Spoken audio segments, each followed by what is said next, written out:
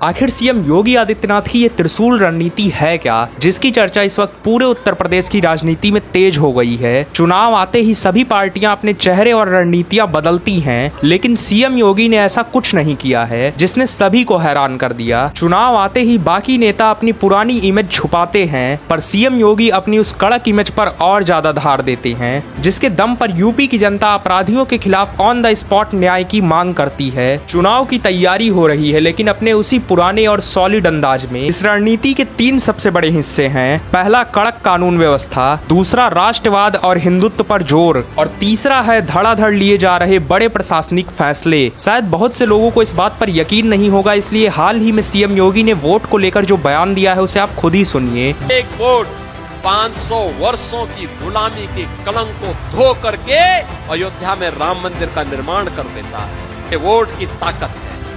आपका एक वोट काशी में काशी विश्वनाथ धाम का निर्माण कर देता है। आपका एक वोट बेटी और व्यापारी की सुरक्षा कर देता है। आपका एक वोट माफिया को मिट्टी में मिला करके सदैव के लिए उपद्रव मुक्त, कर्फ्यू मुक्त प्रदेश बनाने में सफल हो जाता है। यही है वो त्रिशूल रणनीति जिसके तहत सीएम योगी मंच से आक्रामक अंदाज में हिंदुत्व से जुड़े बयान दे रहे हैं। वो यूपी के युवाओं को एकजुट करने का एक बड़ा प्लान है, और सिर्फ बयानबाजी नहीं, युवाओं के फ्यूचर के लिए ग्राउंड पर भी काम शुरू हो चुका है। यूपी में पेपर लीक और धांधली को जड़ से खत्म करने के लिए सख्त कानून लागू है। इसके तहत अगर कोई भी दोषी पाया गया तो सीधा उम्र कैद की सजा होगी और 1 करोड़ रुपए से ज्यादा की पेनाल्टी देनी होगी, वो अलग। इसके साथ ही नौसेना सौर वाटिका जैसे प्रोजेक्ट्स के जरिए युवाओं को रोजगार देने की भी बड़ी तैयारी है। कुल मिलाकर यूपी में योगी जी की ये त्रिशूल रणनीति अब पूरी तरह से ग्राउंड पे आ चुकी है। सीएम योगी के इस कड़क मास्टर स्ट्रोक और सख्त कानूनों पर आपका क्या ओपिनियन है, कमेंट करके जरूर बताएं।